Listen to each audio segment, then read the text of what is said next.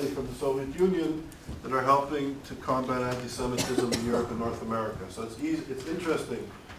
Every generation something rises up, and the people who survived the Soviet Union are fighting anti-Semitism today in Europe and North America, some of whom are here. So, interesting. You're good? Yep, we're just going to pull up their presentation. So Amy is going to present first, and Ben is running to get his presentation. So we're just going to pull up her PowerPoint, so just give me a few minutes. Are there any other comments or questions while we... Yes, Joss, then you met Martin Sharansky's family before you met him, because... Yes. Actually, I'll tell you a quick story. So I had this picture, my friend and I went from Canada. I was the president of Hillel from Canada. I went with the director of Hillel, and we were sneaking around Moscow and Leningrad. And I have a picture of my friend Steven Singerman and myself, Natan's mother and brother. And they were in internal exile. They weren't supposed to meet us. It was illegal. And they snuck into Moscow to meet us. And then the KGB found us. It's a whole long story. It wasn't a pleasant evening. But we have a picture. And when Natan was in the minister, the government of Israel, he was a minister for Jerusalem. I took the picture and put it in a nice frame, and I wrapped it. I had a meeting with him, and I gave it to him. And he opened it, and he got emotional, and he said, "Anything you want from me, I'll help you." So I said, "All I need is a letter supporting the creation of ISGAP." And he was the first person to support the idea of ISGAP. So, you know, things move and groove. A real man. So it's amazing that he'll be here. It's taking forever, sorry guys. For many reasons. So you guys should go first by the time his goes through, if it's this. Yeah, whichever one comes first at this point. We're having some trouble. Okay.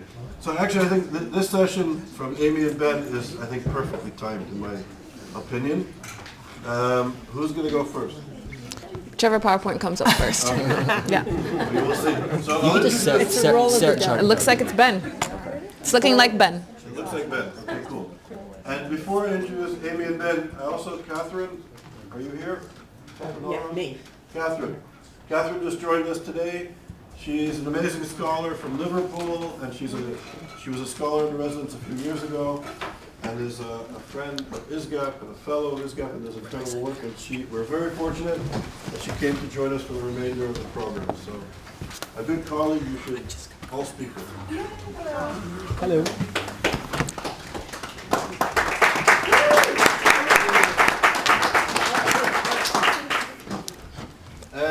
And we have Amy and Ben. And so Ben, as I think many of you know now, is an author and an educator, and has done very important work on combating anti-Semitism and injecting the experience and the example of gay pride. And I think it's so important, I think I kind of alluded to it, that we have to kind of define ourselves and have pride in ourselves in combating anti-Semitism, because if we don't, it's not going to be a successful struggle. So Ben is going to speak about the impact of Jew hatred on Jews, addressing internalized anti-Jewishness. And then when Amy speaks, Amy will speak about all-American anti-Semitism through replacement feminism. And I think where the last session was an attempt to decenter racialization in the United States, which I don't think went so well, I think Amy's comments will be really important on this issue.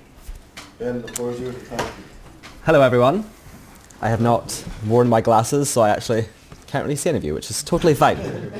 So I'll be speaking about the impact of Jew hatred on Jews, addressing internalized anti-Jewishness. And this is really the structure of my new book, which is coming out in October. It is a sequel to the first book that I wrote, Jewish Pride, Rebuilding a People. So, and as has been the case really throughout this entire conference thus far, conversations on Jew hate rarely center Jewish people. It's about what is said about Jews, what is done to Jews. It's not about Jews themselves. It's not about our lived experience, our reality. So first of all, I want to recognize that Jew hatred is a non-Jewish problem that impacts Jews. So that then will impact how we talk about it, who we think is responsible for solving it. And while I say that it is really the responsibility of the non-Jewish world to solve this problem, if indeed that is possible, we have work to do as Jews. We take part in the fight, obviously, but we have internal work to do as well. And unfortunately, an often ignored but incredibly significant manifestation of Jew hatred is internalized Jew hate. Now, there was a comment from my now very good friend Chloe last week at Cambridge about there are conversations about internalized Jew hatred taking place, but they're really in the academic world, and they haven't yet filtered down into kind of the mainstream Jewish world, let's say, which means people are suffering, because I believe this is a pandemic. People are suffering and they are not being equipped to solve this problem, to heal, and I will explain further. So I've defined internalized Jew hatred as when Jews absorb non-Jewish perceptions of Jews, Jewishness and Judaism and allow the non-Jewish world to define our narratives. So I'm very much stepping away from this idea of self-hate. You notice I haven't even said that once in however long I've been speaking for. This is not just about self-hate. That is a symptom perhaps, but like everything we want to get to the cause. Why is this happening? And I believe this is why it is happening. So sometimes in the Jewish world, people say that this does not exist. They say Jews do not have this experience. My perspective is of a gay man. So I can share with you, I won't do it because I don't have very much time to speak, but I could share with you my own experiences of internalized homophobia, which deeply impacted my kind of very important teenage years. And there is a huge amount, and this really speaks to actually the things that we were saying yesterday about how other communities are further on in these conversations perhaps than we are. So there is a huge amount of very important literature about internalized anti-black racism from within the black community. So Kamara Phyllis-Jones, a black anti-racism activist, detailed in her paper, Levels of Racism, a Theoretic Framework and a Gardener's Tale, that internalized anti-black racism is rooted in acceptance by members of the stigmatized races of negative messages about their own abilities and intrinsic worth. It is characterized by their not believing in others who look like them and not believing in themselves. It involves accepting limitations to one's own full humanity, including one's spectrum of dreams and one's right to self-determination. Now, Jones has defined internalized anti-black racism as one of the three major manifestations of anti-black racism. So it's really up there, the other being institutional and personally mediated. So if Jones is saying this about this phenomenon in the black community, we can perhaps understand that internalized anti-Jewishness is one of the main manifestations of anti-Jewish hatred, but yet we never really talk about it, especially in the mainstream world. So I will now go through very briefly, of course, some reasons why it occurs, some of the main manifestations, and my work, because I'm not actually an academic, my work is not just about analysing and understanding, it's about trying to propose a solution. So that is what Pride is attempting to offer, a solution to Jewish people who may feel that their Jewish self-esteem is not as developed as they might like it to be. So in 1947, Trudvise Rosemoren said, "To be a Jew in a non-Jewish world has always been and will continue to be a handicap in more ways than one." And I very much think this is still the case.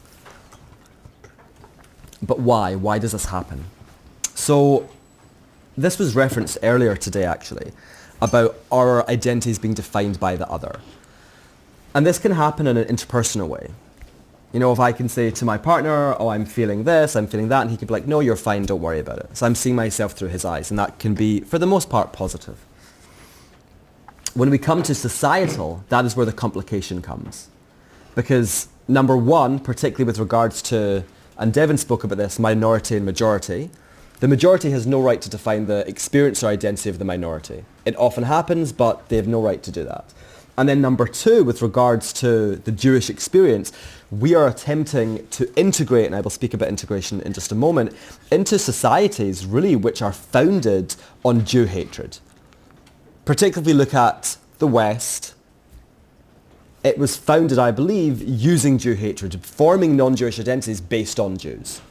So that creates a very difficult dynamic.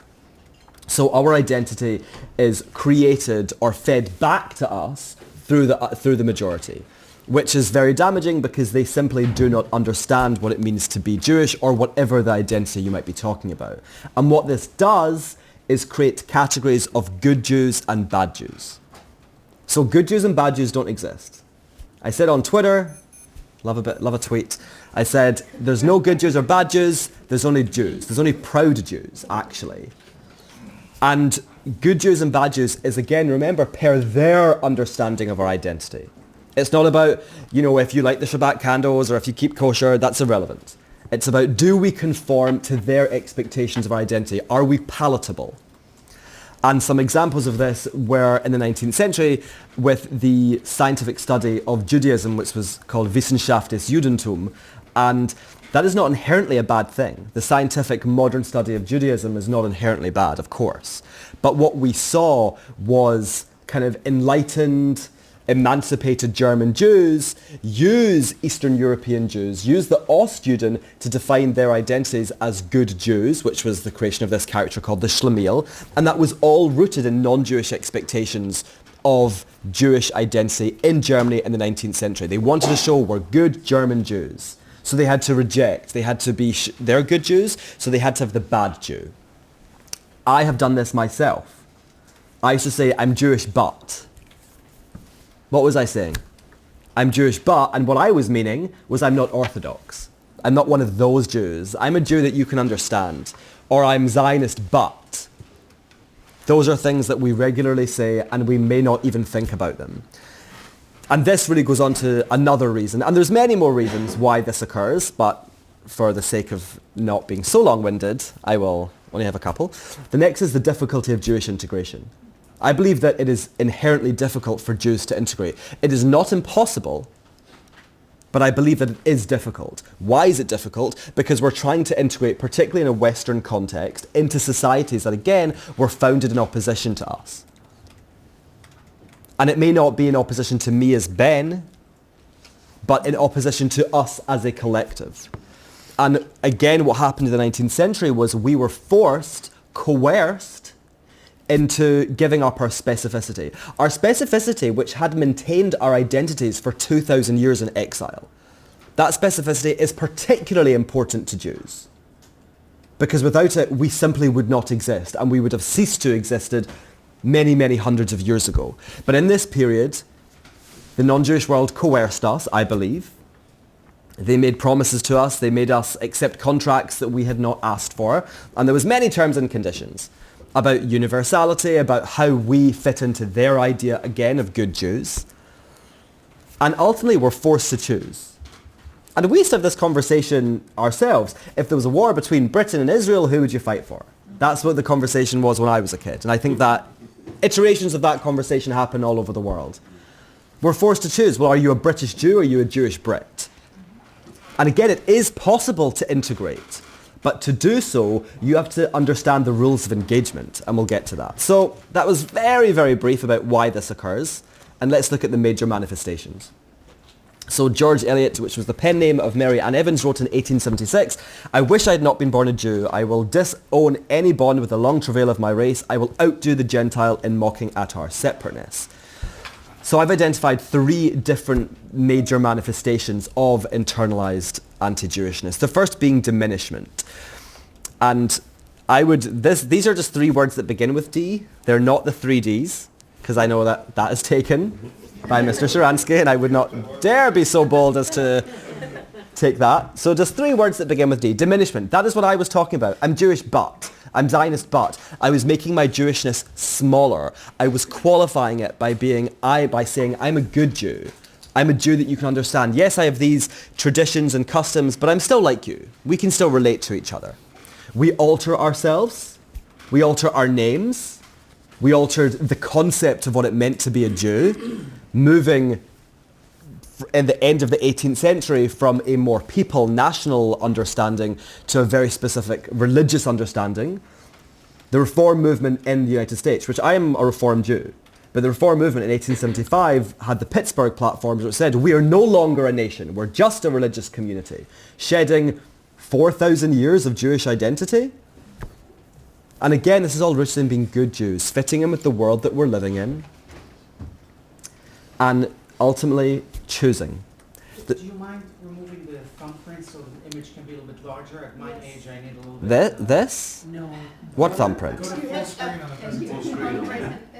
Now my lack of computer literacy is going to show. Where's full screen? Green here? Yeah. But it went smaller. Oh, here. Sorry. No, I don't know actually. No. I was so confident. This is a Mac, so I don't know how to use a Mac either. So this is great for us. How many PhDs does it take? I don't know how to use a Mac. If anybody knows how to use a Mac, this would be a helpful time to come here. How'd you make it? What? Right click. Okay. Yeah, 'cause I don't know. How It says exit full screen. Control plus. Just go to PowerPoints and say full screen. I don't understand Apple Chelsea, come on. technology. Come and help. I might not know. Wait a second. Yeah. Wait, Oh, it's been bad. what? Why is it on this format? Is it now? Try to exit and go again. Try to exit. It's on a really weird format. I don't know what's going on. Sorry. Okay, hold on. View. I have them. Full screen. No? Now, and now No. we're going to solve the struggle against anti-Semitism. Go back to the view that you were just on. And do I don't even know what that was.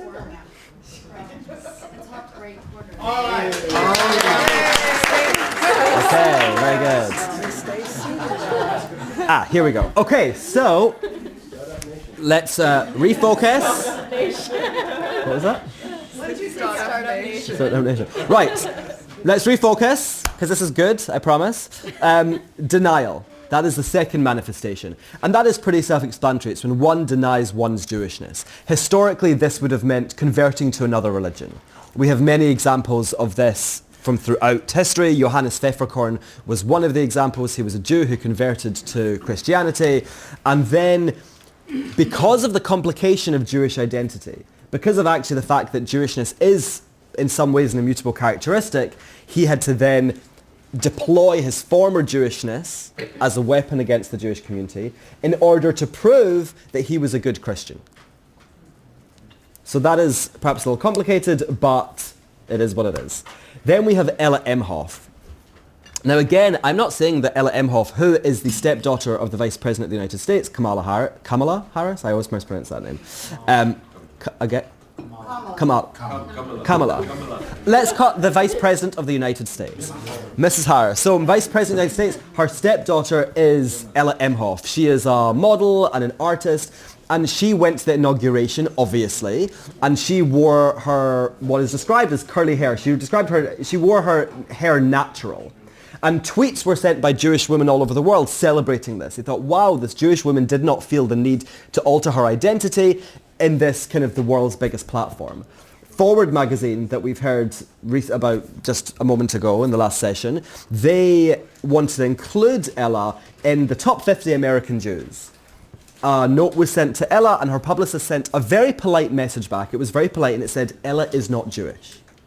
Now Ella's father is Jewish, her mother is not, so as per halakhic understandings, no, Ella is not Jewish, but I do not just include those whose mothers are Jewish in the Jewish people. I also believe that someone whose father is Jewish is just as Jewish. And what Ella's identity tells us is again the defining of one's identity per the non-Jewish world. Because the statement followed, Ella does not celebrate Jewishness, so therefore it is not something that applies to her. It's not a faith that she believes in. So as per Ella's understanding, Judaism is just a faith, it's just a religion, therefore she has no connection to it. And I'm not saying that Ella should or shouldn't feel Jewish. I'm really not. I'm just using it as an example of when Jews allow the non-Jewish world to define our identities. Because, again, we have to understand and remember that the idea that Jews are just a religion is a non-Jewish idea. It was to fit in with post-enlightened ideas of citizens of modern nation states. And then the last is deployment. So this is the most extreme example, and it's the one that many of us are familiar with, but importantly, it's not the only example. The Yevsektsiya were a group of Jews in the early Soviet Union who were trying to bring Soviet Jews into the revolution. And they destroyed Jewish life. We have anti-Zionist Jews today. I believe anti-Zionist Jews today have absorbed non-Jewish definitions of, or non-Jewish perceptions on the State of Israel, non-Jewish definitions of Zionism, for example, and have reacted against it. I see you there. And Zemmour, Eric Zemmour. And I've said, I say this in my book, and I'll say this now, my work largely focuses on the left. I'm a gay British Jew. That is my context.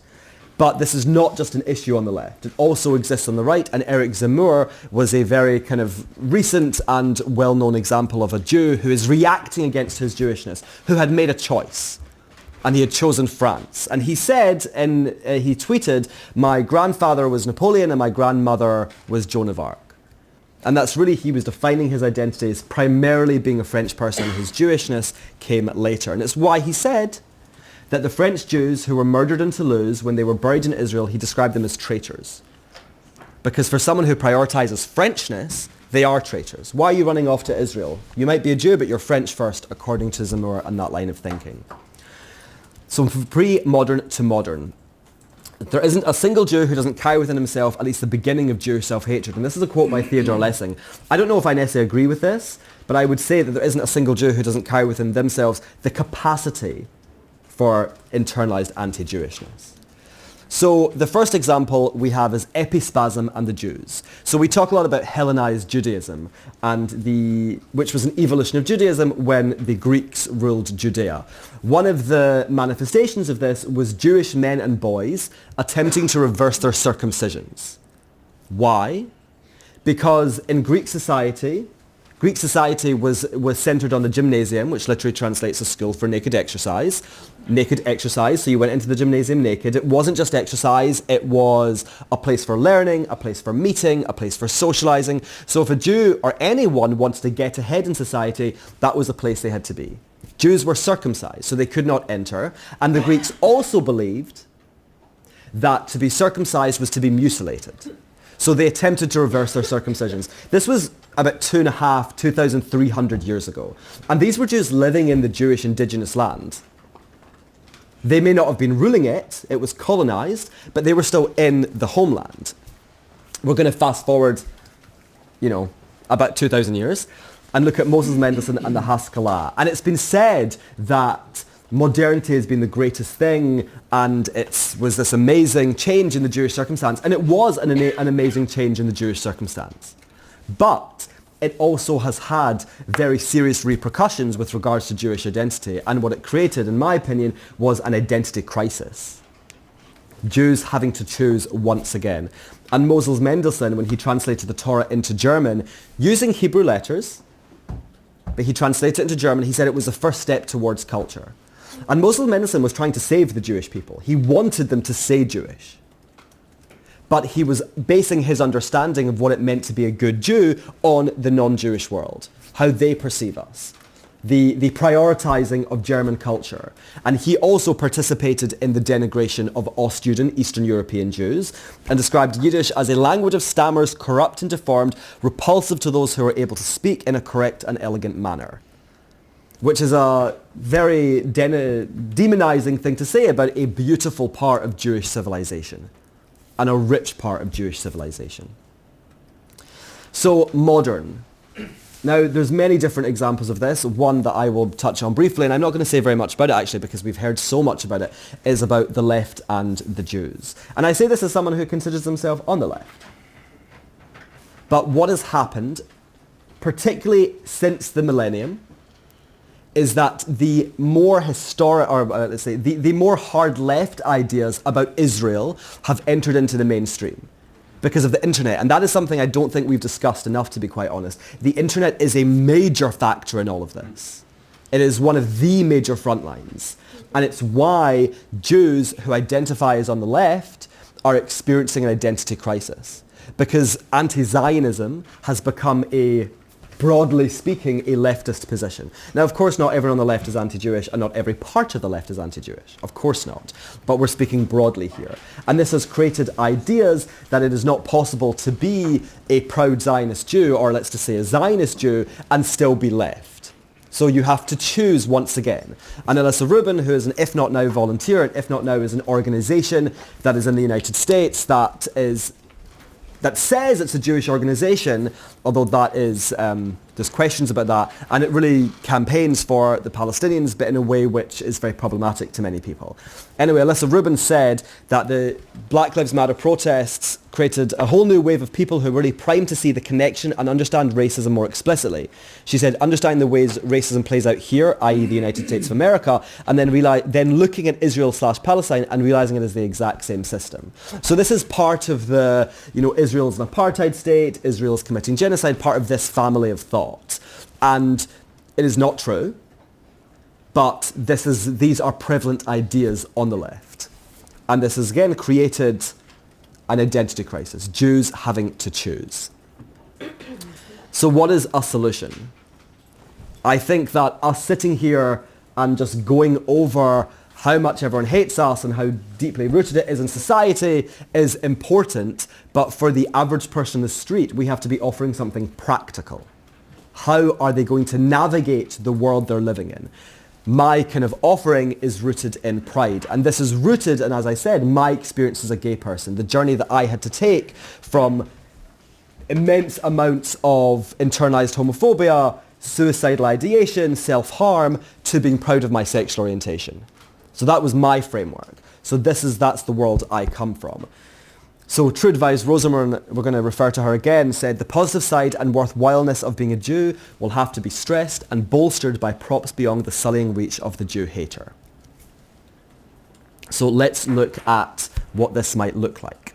So in the first book that I wrote, Jewish Pride, Rebuilding a People, I talk about Jewish pride as a goal and as a movement that we're building. But since I've realized that actually it's not just a goal or a movement, it's a framework. It's a pair of spectacles that you can put on that can help you understand Jewish experience and Jewish history through the Jewish lens. As Charles keeps saying, we have to understand the Jewish perspective on all of this. What is the Jewish perspective on our own history? What are examples of Jewish resistance that, are countless throughout our history? What are examples of successful integration? We have to look at our history, look at our experience with, I believe, a pride framework, and not just talking about our history or our experience through a veil of tears. Yes, there is sadness in our experience. Yes, there is tragedy in our experience, but our experience is not sad. To be a Jew is not tragic. It is incredible. The fact that we're sitting in this room discussing Jewish identity in 2022 is a miracle, and I don't mean that from a biblical sense. It is incredible and we should celebrate it. And that pride is an antidote to seeing what is said about us, to understanding what is done to us, to not feeling safe in specific spaces anymore. I do not feel safe in LGBTQ plus spaces any longer. And that is a community that I worked bloody hard to be a part of. And now I've just been expelled. Because I will not say that Israel doesn't have a right to exist. Israel does have a right to exist, and I will not compromise. Thanks. I'm not finished yet, though. I'm still going. And now I've lost my train of thought. Israel has a right to exist, etc. So, yes, that is a Jewish pride framework. And I think it is central to this work. Because when we get up in front of our students, what are they going to walk away with? Oh, God, to be Jewish is horrible. It's terrible. No, it's not. So when we're talking about anti-Semitism, we're talking about Anne Frank or whatever experience we're talking about the Shoah, we also have to make sure our students understand the beauty, the joy, why we're still Jewish, why we haven't just packed it in, because it would be easier. But there's a reason we haven't. Secondly, and this kind of connects to what I was saying, Jewish mirrors. We have to understand our experience and identity through Jewish perspectives, because there are many, of course. There are basic historical truths about where we came from.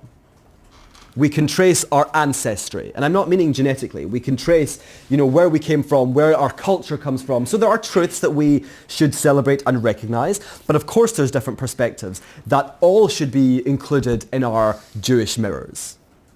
But we have to see ourselves through our own eyes. We cannot be looking at the non-Jewish world to find out who we are, because for 2,000 years they haven't got it right. And my opinion is the best predictor of future behavior is past behavior. So, and then Jewish integration. I'm British. So I said previously that it's inherently hard for Jews to integrate. I think that is true. It doesn't mean it's impossible. I'm a proud British Jew.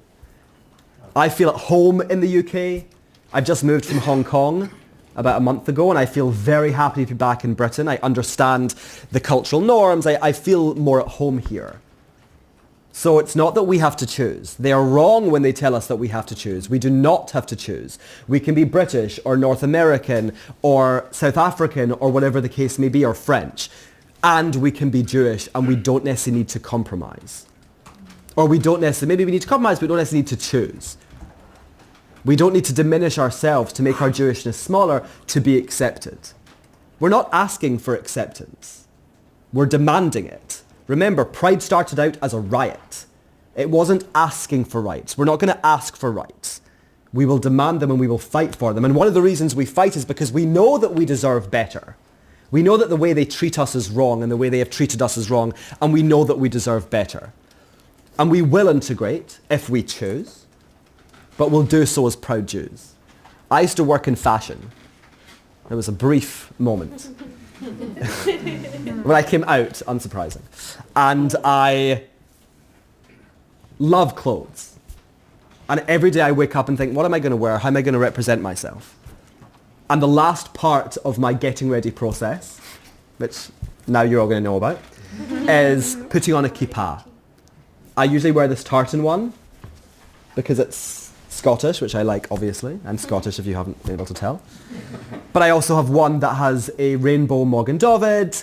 I have other ones that go with different outfits that I wear. And I'm going into the world looking chic, I think, but also as a proud Jew. I can wear my double pleated trousers, my tailored shirt, and my kippah because I do not need to choose. And we should not choose. And understanding the impact of Jew hatred, of any of these experiences on the people we're talking about is vital. We're not theory. We are real. I'm a real person, so are you. So when we talk about Jew hatred, the history, is it anti-Judaism, is it anti-Semitism, is it anti-Jewish racism, whatever it may be, we cannot lose sight in the fact we're talking about real people's experiences. And we have to speak to real people who may not be trained in the academy. And the message we should be saying is, we do not need to choose. You are fine, you are whole, and you're enough. Thank you.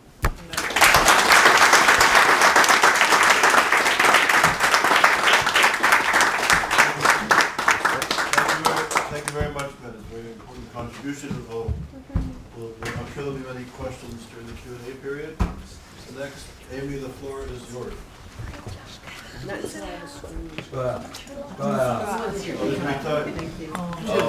My hair is so high you can't see it.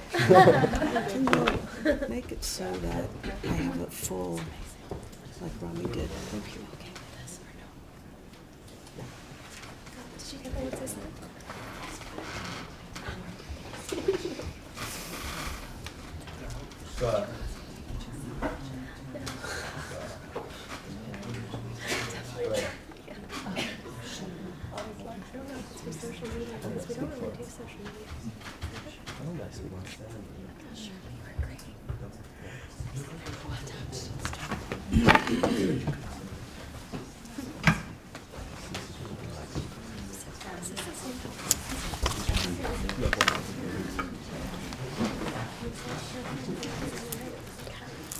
So, good afternoon.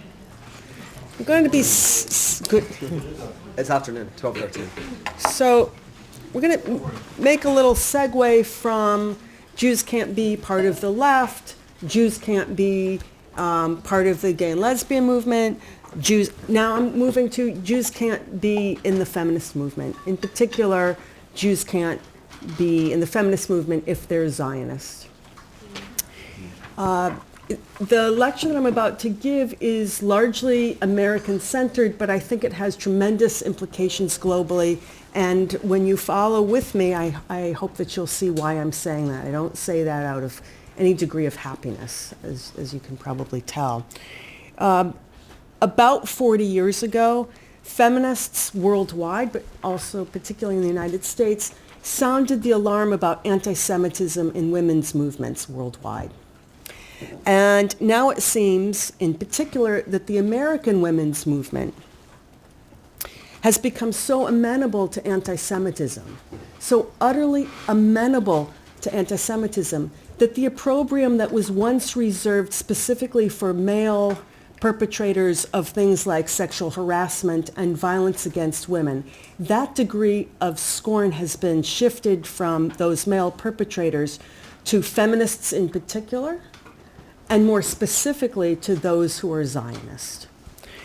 How this happened and why so few of us seem to notice is going to be the subject of my brief talk. So to begin,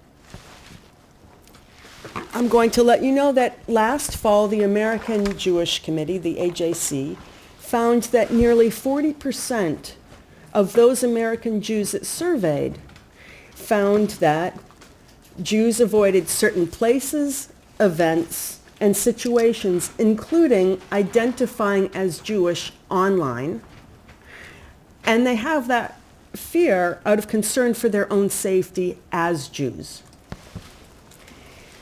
One of the things that I see over and over again, we tend to think in triads. So we go left, right, Islam. Right? Here's another triad that's very common. The AJC looks at social media in its study, college campuses, and partisan politics as the potential and most important venues for the expression of anti-Semitism. And my argument today is that the AJC, like so many others, overlooked the power of social movements. And Ben just mentioned the gay and lesbian movement. Social movements, I'm arguing today, are the principal vectors for anti-Semitism, particularly for younger people. And they have tremendous power.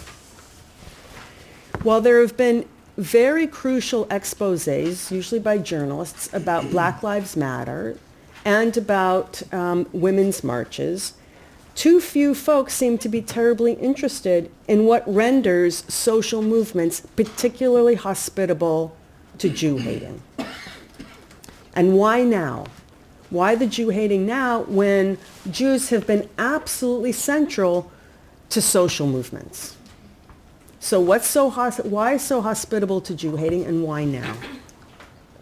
First, I want to make the argument that it is often assumed that politically marginalized activists within movements are somehow immune from and are unlikely to promote prejudice against others. And this is simply not true. This is incredibly naive. And second, the reverence that is extended to movements similarly ignores their marginalized, their canonized elites who, in pursuing their very own interests, abandon the aspirations of the very people they claim to represent. In other words, we have a lot of very corrupt elites in social movements. And fortunately, this is a structural issue, the rank and file within the social movements have no recourse. The reason that you're able to get rid of Corbyn but not Corbynism is because of partisan politics. You can't do that in social movements. You can't hold people specifically responsible by telling them they have to leave the movement. I wish you could. I think the women's movement would be in a lot better place. I think the gay and lesbian movement would be in a lot better place. Environmental movement, every movement I can think of would be in a better place if it could hold the leadership responsible. Social movements lack that structural accountability. That is a structural reason why movements have become so amenable to anti-Semites. I'll come back to that. Last, and this is really important, particularly since the last series of lectures, the constant conflation of social movements with the left conceals the long-standing racism, heterosexism, misogyny, and anti-Semitism that rendered social movements necessary in the first place.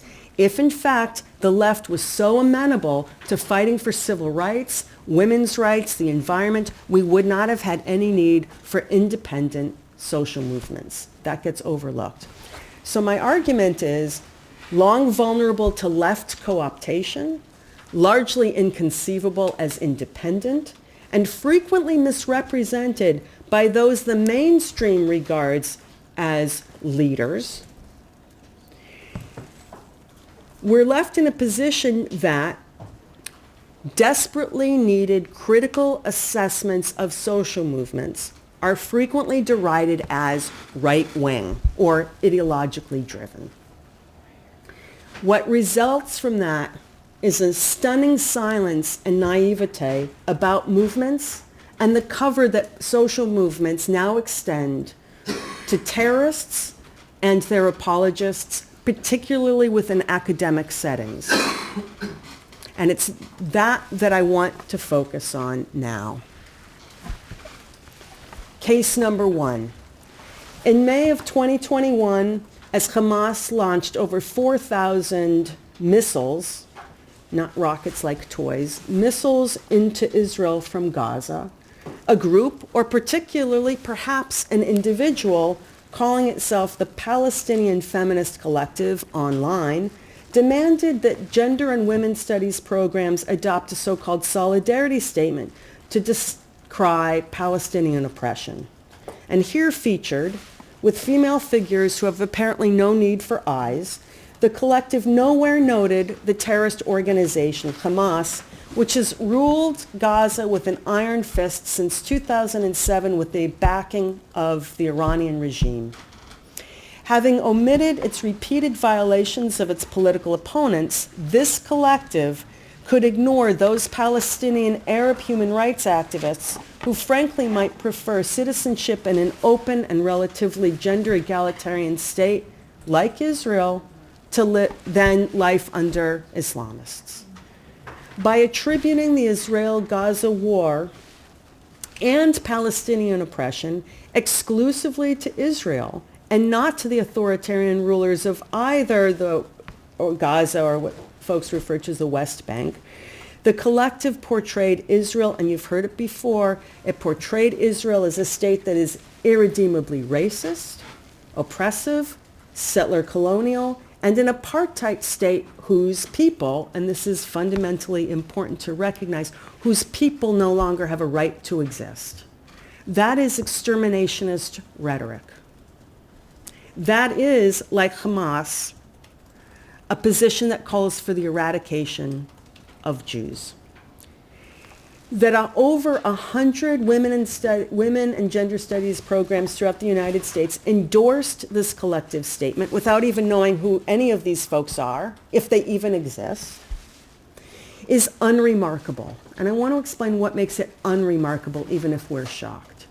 It's unremarkable because many of those programs are affiliated with the National Women's Studies Association in the United States, an association, an academic association, that adopted in 2015 a BDS resolution. So from 2015, women and gender studies associations throughout the United States signed on to BDS. As a result, you have folks like Jasper Puar, who teaches at Rutgers, she's one of many of these academics, who wrote a book called Right to Maim. What is it? You can read some of it, but one of the points that I want to make is that without substantive evidence to support her claims, she insists that the IDF purposefully and sadistically harms and kills non-Jews. It's precisely the blood libel that's in a text like this that now is endorsed by the National Women's Studies Association of the United States, blood libels such as this, have historically been used as pretexts for anti-Semitic assaults, and last summer was no exception. As the collective agitated online, gangs professing to be pro-Palestinian chanted death to Jews, not just in the United States, but throughout the world. And dyke marches played their part.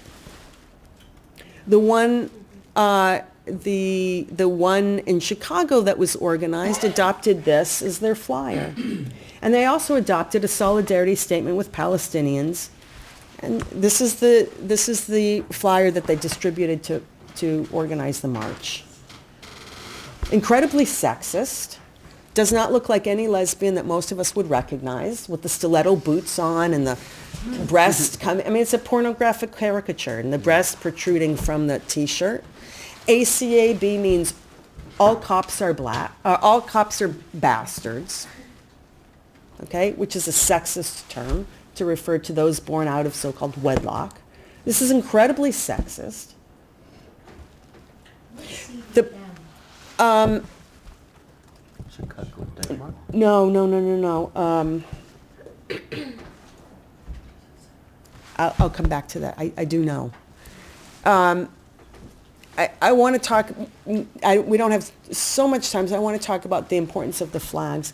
The blazing Israeli and, so both these flyers come out, the Israeli blazing, the blazing flags of the United States and Israel imply that lesbian liberation, this goes back to Ben's point that you can't also be Jewish and be part of the gay and lesbian movement, implies that lesbian liberation in this context somehow necessitates the demise of two countries where over 85% of the world's Jews live,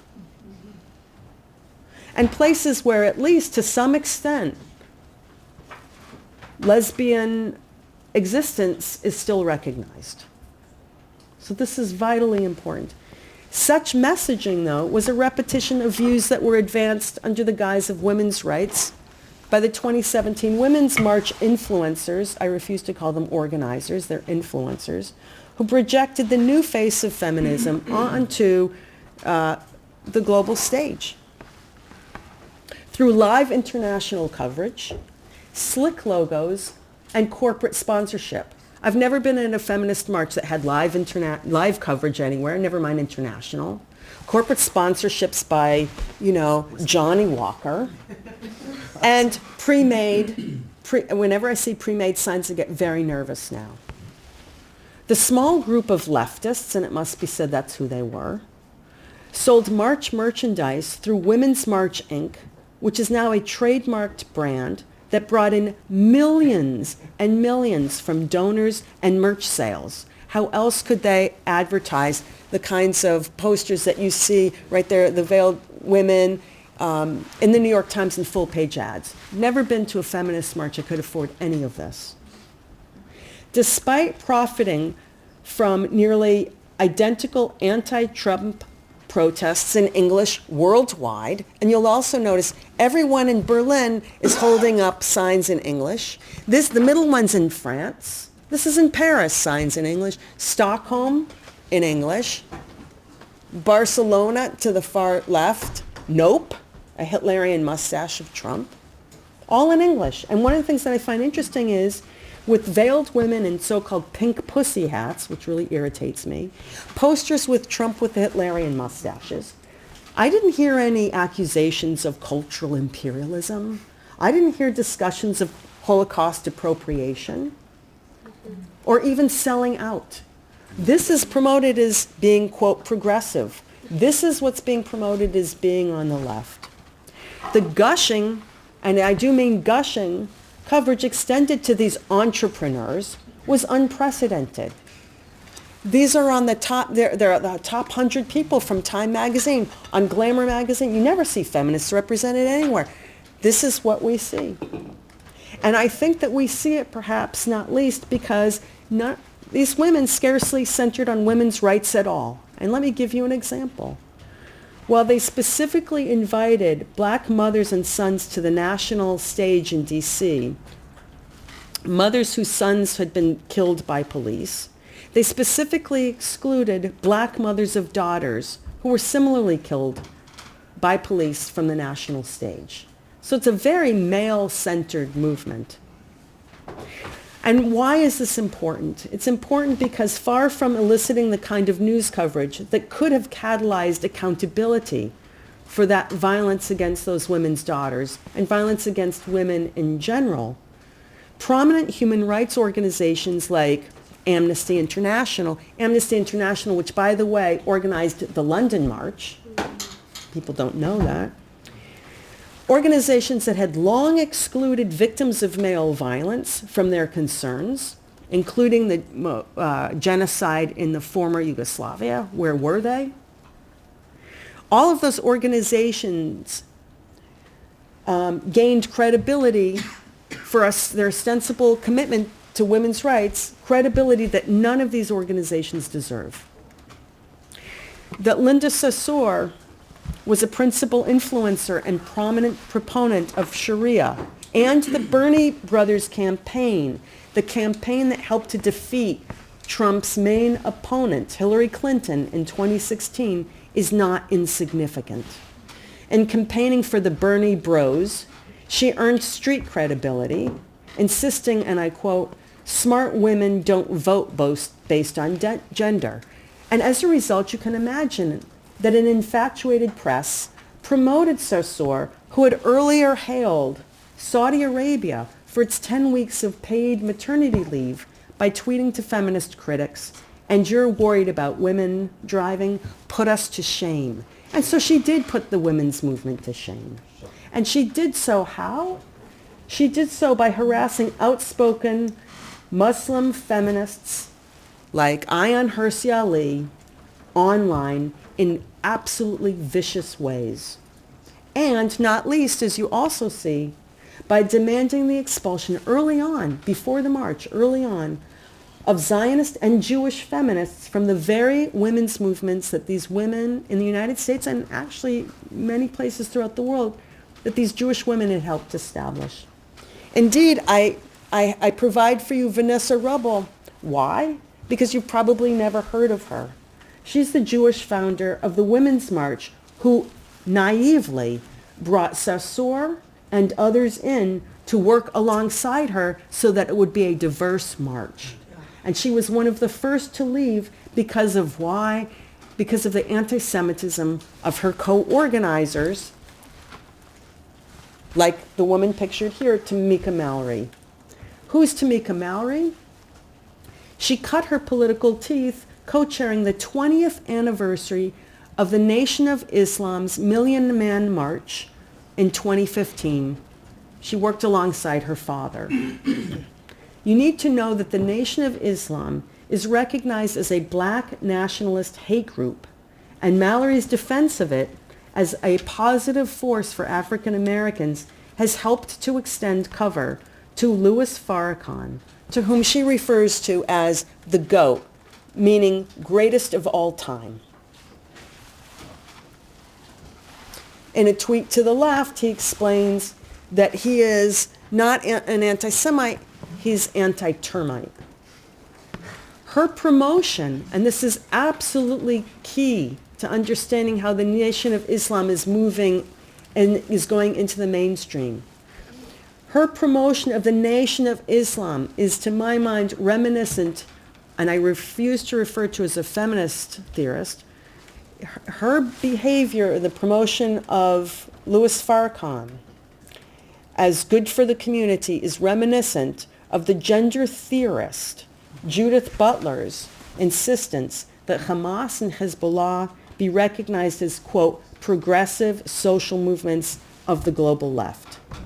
A position I would say as well, we need to be very mindful of this, a position that is also in keeping with Judith Butler's position about Michel Foucault, whose refusal to condemn the Ayatollah, or even who refused to acknowledge the 50,000 women who in 1979 protested against veiling in Tehran. He refused to recognize that protest and instead dismissed the feminists as kind of antiquated and engaging in attacks on Islam. So this has a long history.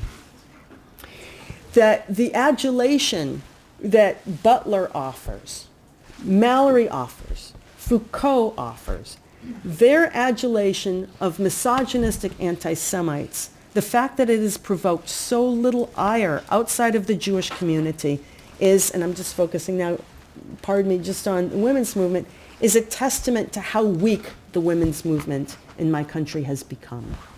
By 2020, support for murderous anti-Semites became so pronounced that socialist women at the Chicago Women's March pictured here, this is from 2020, hailed Leila Khalid as the world's first woman hijacker from the popular Popular Front for the Liberation of Palestine. That is a terrorist group. So those are my case studies. The PFC, the Palestinian Feminist Collective, the Women's March, the Dyke March. What do we do? The question that I'm asking is, how did feminism's replacement by these posers, terrorists, and they're ostensibly left-leaning, usually academic apologists, come about? How did this come about? So let me explain to you.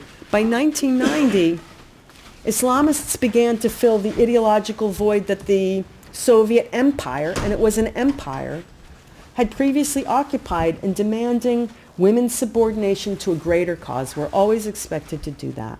That year, the Organization of Islamic Cooperation, the OIC, disparaged feminist mobilizations for universal rights as racist and culturally insensitive, and then claimed the mantle of feminism for itself by adopting its own Cairo Declaration of Human Rights.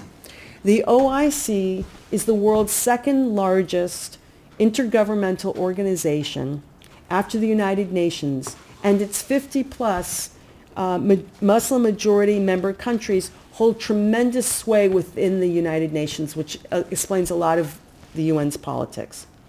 The declaration that they adopted insists on an Islamic perspective on human rights consistent with Sharia. What does this mean? These include the right of husbands to discipline their wives, divorce them at will, and deny them permission to even leave their homes. Cairo, though, was not the only OIC effort to inform human rights discourse on the international stage. Let me go back and tell you that in 1975, it labored alongside the PLO and the Soviet Union to have the United Nations' first International Women's Conference explicitly condemn anti-Semitism, explicitly condemn Zionism as racism in advance of its infamous resolution. The so-called Women's Decade that followed from 1975 essentially descended into anti-Zionist diatribes under the leadership of UN General Secretary Kurt Waldheim.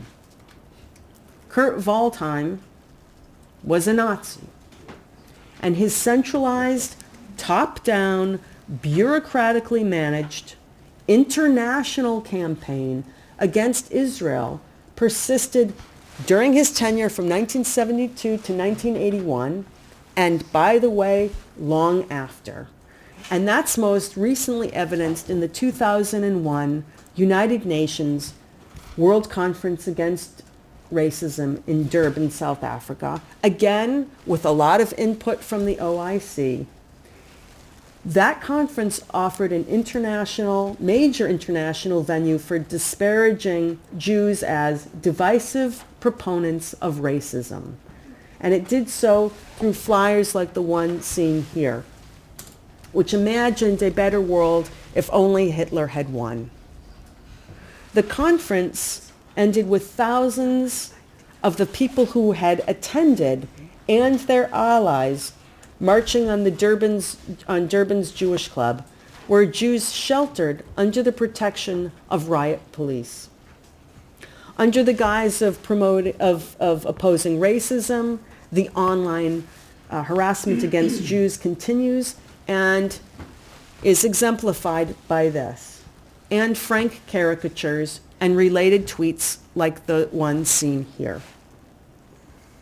Called a so-called Becky, a white, racist, materialistic, privileged, and politically unconscious female, and frank memes that were supposedly once associated with the far right. I don't subscribe to this notion of left-right. I think of it as a convergence. The memes once associated with the far right have been repurposed. And you see that really clearly here. The unwitting emulation of Nazism by those of color represents one of the most disheartening aspects of contemporary anti-Semitism. Really one of the most disheartening. Anne Frank and those who teach her are now blamed somehow for America's inexcusable inattention to and racist disparagement of African Americans, while at the same time, Jews are gaslighted about racism's centrality to the Holocaust. And I also want to say that having denied Jews the ability to name their own experiences, anti-Semitism continues in renaming Jews, and I would say in renaming women in particular. I would like us to recall that Nazi renaming of Jewish men as Israel and Jewish women as Sarah took place in 1939 under Nazis. So I want to conclude just by saying that by cloaking anti-Semitism in egalitarian garb and painting Jews as disloyal to women's movements, the movements that they helped to establish, self-proclaimed progressives, women and gender studies programs, and so-called women's marches have become an incredibly powerful weapon in the arsenal of hipster anti-Semitism. And I think that countering their message and related optics is going to necessitate our exposing the sexual politics of these folks as dangerously dystopic and in league with the very reactionary forces that they claim to oppose or maybe want to realistically oppose. Often looked at as anti-establishment, I would just conclude that movements have become the new venues for a very old hatred. Thank you.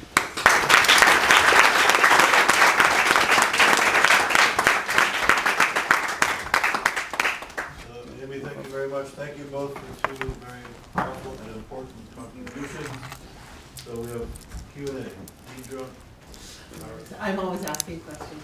So thank you so much, and Ben, thank you so much. But I think I'm going to riff off of Ben to talk to Amy, if that's okay. So Amy, when I was a grad student, I joined the Women in Black March in Montreal. Women in Black, for those of you who don't know it, were Arab, Muslim, Palestinian, Jewish women who wanted peace in Israel. And it was a movement that started in the Middle East and was everywhere. And so I went there wanting peace fervently, and I'm sitting at this meeting, and I'm having a really hard time even hearing the language of the occupation of Palestine, and I'm having a hard time with it, but I'm sitting there, I'm trying to listen. And then the discussion shifted to, and don't worry, we have an agreement that no one's going to bring swastikas to the posters. So I'm alarmed, and my fellow Jewish students, we go to the march because they're Palestinians, part of it, Jewish groups, whatever. And I get there, and for those of you who know Montreal, we're walking towards St. Catherine Street, and there's swastikas everywhere. And I walked away. And I listened to what you said, and Pamela and I have our own version of the Palestinian Women's Collective letter petition at Carleton. We talked about it last night. Do we walk away? Do we stay? I feel, as someone who believes firmly that anti-Semitism, the Holocaust, the history of the Jews has to be understood in terms of gender and sexuality and race. I need those tools. I need these colleagues. Like, where do I enter into the conversation? And how do I share that with my students in a way that they can hear? Because they're hearing very different messages. So anyway, so that's the pride thing going towards this. And I'm just going to quick, if you want, 1 second. Just add something to contextualize. Also, I remember in 1975, my mother was a feminist activist leader in Montreal, and she was kicked out with her Jewish colleagues, comrades. They were all kicked out of the feminist movement in 75 for being Jewish and primitive and connected to Israel. So the context, it's another generation. Anyways, I just wanted to mention. So the question that you ask implies that I'm saying leave, right? No, I don't think so. Like, I left that was the first example. And sometimes it's hard to stay. It's very hard to stay. So I'm reminded of Andrea Dworkin, may she rest in peace. And she said, as the women's movement had been taken over by sadomasochists and proponents of pornography, many of whom have gone on to do very well for themselves, and Many of them are very deeply engaged in BDS. I regard this as BDS too.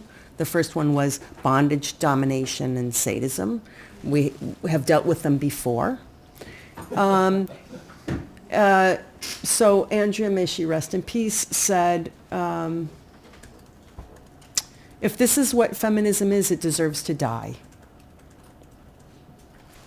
So part of my answer, it's up to each one of us. If this is what it is, you know, I've got my street creds because I organized the Million Man March, deserves to die. If this is shut up, right, and you don't deserve to be a woman, says Linda Saussure, what's that? On the other hand, so life is complicated. On the other hand, I get so irritated. If I really decided to walk away, I wouldn't be doing this kind of work. So I think you have to do both. I think we all need sometimes space out. Sometimes it's not even up to us, right? I mean, when somebody gets told, no, you can't be in the gay and lesbian movement, which is fascinating because I want to say, no, you can't be. Who are you? I wish we could be card carriers because I would throw your butt out.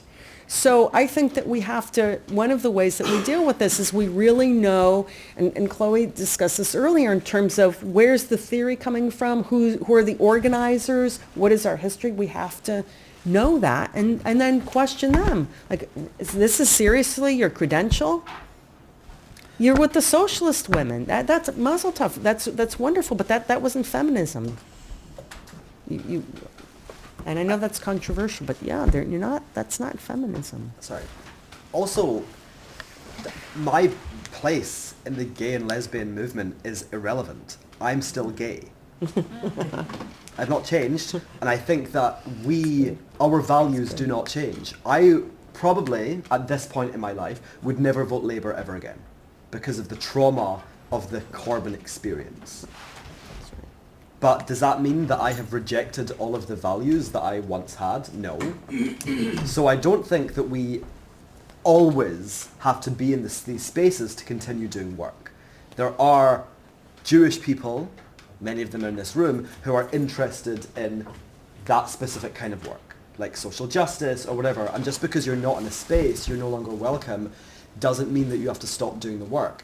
My perspective is, and it's up to every single person. I would never tell someone what to do, but for me, you don't go to a party you're not invited to.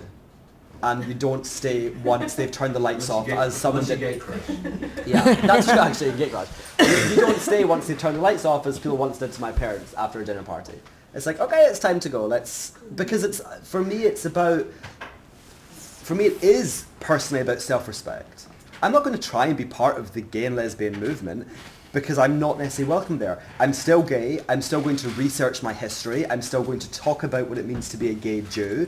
So we don't just disintegrate if we leave these spaces. In some cases, if it's to do with work, it's complicated. Academy, though, right? Yeah. Mm-hmm. That's a different question. Okay. Before I ask this question, maybe ISGAP is an interesting model. Yeah. All of us many of us around the table we were kind of kicked out or silenced in the academy. We created, look at this space, amazing space of intellectual exchange and ideas and debate. It's incredible. We created it largely because there wasn't the space for us. So that's what you do? Yeah, and maybe this is the ultimate. I said the word shalom in my UCL group. Excuse me, Iris. Great presentations as always. Two questions. One is for you, Ben, and this is perhaps a bit of advice that you can give me that I can pass on to somebody else. I have a friend whose mother converted from Judaism, Jewish, to Islam. Okay. And my friend identifies as Muslim and actually prays 5 times a day. And she has a daughter who is struggling at this moment in time with, is she Jewish, is she Muslim, can she be both, is it possible, and is really struggling with this. And that's really a question based on, first of all, I know there's probably lots of different answers. What do you think she is? Does she need to be anything? What do you think she is? And the other question really to Amy, which actually, something I disagreed with you, Ben, when you said you don't go to a party. I think we need to go to a party, and I'm going to give an example. And I'd like Amy to, but it's to your comments on this, and this is really based on what do we do. Anne Frank Trust, we talked about it briefly. I'll share with you now. You asked me, and I didn't actually give you the whole answer. The Anne Frank Trust in the UK recently was exposed in the JC as working with Islamist anti-Semites who have been very anti-Semitic, very publicly, and at least two, and I know more than two people, and there was a big scandal about it just a few weeks ago. The reason is the CEO, the CEO of the Anne Frank Trust is a member of Momentum, who is the ideological force behind Jeremy Corbyn and Corbynism. And he is the entryist in, who went to the party, who wasn't invited to the party, and gate crashed the party, and became the CEO. I'm not going to talk about it in my lecture, but I'll happy sideline. This is a coordinated effort. There's a document called The Project, which was part of its public knowledge of the Muslim Brotherhood, whatever it was, terrorism. Anyway, the question is, should we gate crash the party, entryism? Do we have a duty to actually expose and oust these people at very senior levels? So two questions. I think with regards to what I think she is, in my opinion, is irrelevant about her identity, because she gets to define her own identity. What I would say is that if she feels that she is a Muslim, then she is a Muslim. Can she be both? I mean, I would say that she is a Muslim with Jewish ancestry, because I think there is that aspect, and that is the very complicated thing about being Jewish. There is an ancestral element which is often disregarded, but it is there. But people get to define their own identities, and if she believes in Allah and prays 5 times a day, and then she is a Muslim. But she can also engage in her ancestry and learn about her family's story and feel connected to that, I would say. Like it's hard for it. She's in real problem. So the questions about organizations. This is very interesting. Organizations are different from social movements. Can be to our benefit, it can be to our detriment. When the women that I'm talking about incorporated, they did so to pull in a lot of cash. It's only through incorporation and having problems that they had to step down because they couldn't continue to get cash for the court. It might be the same thing in terms of the foundation. I do think that Charles Jacobson, in Time Magazine, or I'm sorry, it could be Newsweek, within the last couple of weeks, outed the Jewish community in the United States for not really defending Jews. And I think that there needs to be that kind of discussion. So the difference between organizations and social movements is that organizations are formal, they have boards, they get paid, and when people don't behave appropriately, they file nonprofits. They should have to perhaps step down if they don't properly represent. I don't know the specifics about this particular case, and I'm really reluctant. I'm not a leftist to say cancel culture or you have to lose your job, which is a paradox of the left. I mean, we have to work, but it's a different kind of thing.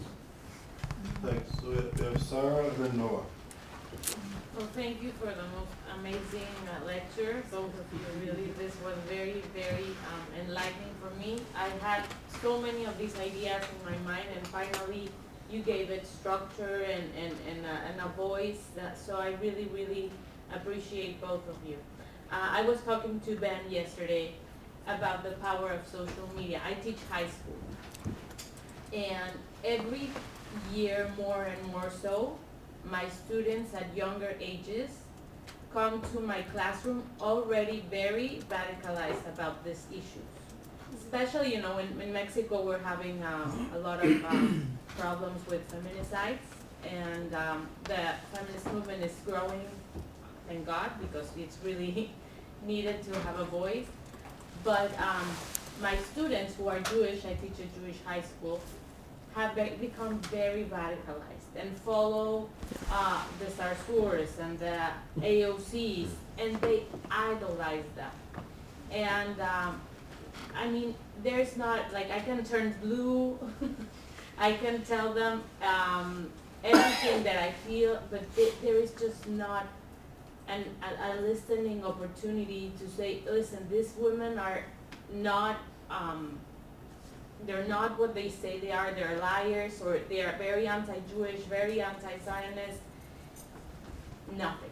Like, really, no, it's because I am a conservative teacher, and because I am old. That's it. You know, I'm not That's old, such a but quirk. Smeared is right wing. Just that's all the time. I'm You're from totally- another generation, or I'm very conservative, or suddenly they say, I am pro-Trump. I mean, I am Mexican, like, I don't care about AOC or Trump. I live in a different country, you know. But these are Mexican students, Jewish students, who already have very strong views because of social media, because they follow this woman in their TikTok reels. And that's become for me, and I talked about that with Ben yesterday, I shared that. And like, academia is a part, and being an intellectual and a teacher, but social media is the biggest threat I have with younger generations. So I would like to see if you can comment on that. I agree with you. I think it's one of the, maybe even the battleground, actually, because students who are going to campus are already radicalized, and cultural norms are being created online. And we saw it last May. It was incredibly significant, the shift in discourse about Israel. And we talked about this. Israel stopped, maybe you and I, Israel stopped being a country. It was not a country anymore. It was a settler colonial entity. That was the discourse on Instagram. And we cannot underestimate the impact that social media has. And we have to respond. And we have to respond by uplifting Jewish voices, by putting money into education. I think that the Jewish community has failed with regards to education, and people are now learning things online, and it doesn't necessarily, those things are contrary to maybe ideas that they were taught in Cheder or whatever else, and again, they want to be included. There is a social norm now that we're all not included in, and we have to recognize that. And I think what we do is I know it's very simple to say we fill them with pride, but that is a practical thing. We educate them properly. We talk about the issues. I was living in Hong Kong, and there was a Jewish school there. I was not teaching there, but my partner was. So I found out all the goss. And I would say to him, are you teaching your kids about what's going to happen when they go to campus in America? It's like, they live in Hong Kong. It's like the safest place in the world to be a Jew. It's like, are you teaching them? And he said, no, they don't really talk about it. It's like, okay, well then your school is negligent. I was furious because we're not preparing our kids. And there was a question earlier about the talk that I think black families have with their sons. And there is a version in the Jewish community. My mother had it with me. We need to have versions of that talk. Not to scare people, but to fill them with self-esteem and say, this is what may happen when you go to school, when you go to campus, when you're on the internet. And then it also speaks to other trends in education, like teaching them to think critically and creatively and all of these things. But it's an enormous problem. I don't have all of the answers clearly, but it is an enormous problem. And if we don't wake up to it, we're doomed. Can I say, this is going to sound strange to you. I'm structurally pluralistic. You use whatever you use. It's got to be historically specific, context specific. But I think that we really have to revisit the notion that these social movements are democratic. We've got to get away from that. We have to understand the ways in which many of them are state-sponsored and the ways in which they do not represent the people that they claim to represent. So I think that's one way of approaching students, is to ask themselves, because this is a dominant language now, which I also have a problem with, if they see themselves as these women speak. I have a feeling that they probably don't, which helps to explain their incredible popularity, because these are essentially celebrities. Yeah. And maybe that kind of discussion could prove helpful. So we have time for one more question. I'll just say very quickly, I don't know, I'm not an expert on social media communication, so forgive me, and I know there's experts in the room who are, but this age of information is so much crap bombarding us. What do we retain? And I remember when I was a student here in Oxford, I'd take the Guardian or the International Herald Tribune, and I would read it through the whole day. It would last me the whole day. I'd read a bit for breakfast, lunch. I'd go into a room for a week and I'd read articles and I'd write and I'd rewrite and read and rewrite and read, and then I'd take the paper to my friends and they would critique it, and I'd go back, no telephone, no internet, and I would be focused. 6 months ago, the Russians launched the war in Ukraine. It's old news. It doesn't even resonate. It's just more information. So I don't know how we confront these. I literally don't know. Anyways, sorry to be negative, I think. Noah. Thank you both. Which one? Noah. Thank you very much. I really appreciated the talks. The question I have is more geared towards education and talking about the Jewish narrative, and I think it's also related to the idea of these words that have like popped up as far as Israel being called like settler colonial state and such. So my question really is, in an educational space, to what extent do you value the Jewish perspective and the Jewish narrative, especially when it comes to the role of Israel as a homeland, in comparison to what also is, obviously not talking about a settler colony, but, talking about the importance of Israel from a perspective that can be understood by non-Jewish audiences, and how do you balance them? So, like, I guess more specifically, I'm Jewish. The way that my connection to Israel is going to be, Abraham, Hebron, Egypt, reestablishing the covenant, coming back, establishing Israel's its own national identity amongst like other Canaanites and such. So that's going to be my perspective on it. But if you're talking to an audience that's not Jewish, that either doesn't believe that, which is perfectly okay, or is not familiar with that, then obviously like a more archaeological, historical approach is say, they were Jews since the time of King David, and that's kind of when we can trace it back to. So to what extent do we trade those off and compromise and also value our own narrative? Should we end with a positive note, in which case you can come after me? Okay. It's in our culture that we celebrate the coming to kill us and we get to eat. Yeah. Go ahead. And I'll flutter. I'm going to say something that's very depressing right now. Oh yeah. What a surprise, huh? That conference on Antisemitism. Surely. I think I've been trained to teach on the politics of Israel, and I'm going to tell you something that should freak all of us out, which is that even within Jewish studies, it's increasingly difficult to do that. So these collectives and so forth have made it impossible for even visiting scholars from Israel, living abroad, to teach people the kind of history that you beautifully provided a synopsis of.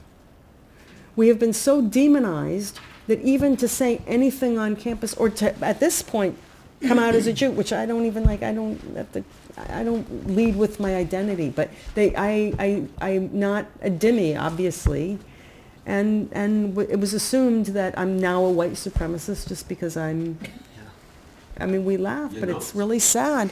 I know, because I'm not against Israel, and I don't talk about Israel in this way. So I just want to share with you the difficulty that folks are having on campuses, even talking about Israel in any context, never mind providing a proper academic discussion of Israel on campus, and our students feel it, and they're not coming to our courses, and it's tough. Okay, let's end on a positive note, not to give you too much pressure. I want to up you.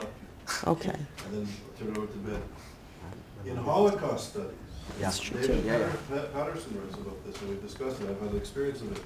They're disconnecting anti-Semitism from the Holocaust in Holocaust studies. Yeah. It's insanity. Yeah. Anyway. Because you talk about I think that knowing your audience is really important. So if you're teaching a class, you have to know the students that are going to be in the room. So when I was teaching in Hong Kong, the students were primarily not Jewish. So for me, it was deciding which story to tell based on who is there. So I was like, okay, I'm going to tell the archaeological story. But I even think for Jews that's important. And then what you do is, that gives, for me, gives context. Because, you know, with the Torah, it's not necessarily that these, you know, from my perspective, it's not necessarily that these stories are made up. They're rooted in something. You know, a coin was found that had a man killing a lion, and people said, okay, that represents Samson. You know, there's nuggets of truth there. But I think you can only, in my perspective, you can only explain that if you know the history. You know, that the first mention of the word Israel was on the Merneptah Stele from 3,300 years ago. Okay, what does that tell us? Okay, and then what about the civilization that grew up, and what stories were we telling about ourselves? So of course there will be differences, because you put the emphasis. And when you speak to Jewish kids, you're like, okay, you get this. A lot of it is just understood, but with non-Jewish you really have to start from the very beginning. But that is incredibly important. And I think that, I will say for both, it's about filling in the gaps. And for the Jewish kids, the gaps might be smaller, but they're definitely still there. And for the non-Jewish kids, it may just be a big gap. ISGAP. No, sorry. So that's what I would say. Like, yeah, well, it wasn't that good, guys. You have to know your audience, and you have to be thinking about, and you're telling a story. I mean, if I'm telling a story, I'm not going to start from the middle of the book. You start from the beginning. And then I think that you give context to the biblical stories, and then the Jewish perspective, I would say. So I'm going to end on a positive note. We're going to go for lunch. So first of all, on a positive note, I want to thank Amy and Ben for amazing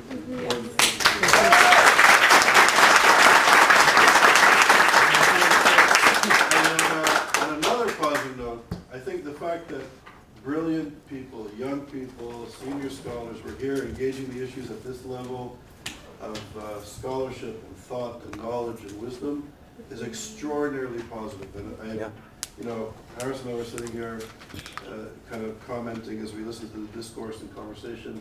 You know, ISGAP started with nothing, literally no money, a couple of people trying to do something, and look what we're doing. And that is extraordinarily important and positive, and it's really, I don't know, very beautiful to see. So thank you. Enjoy your lunch and come back to you.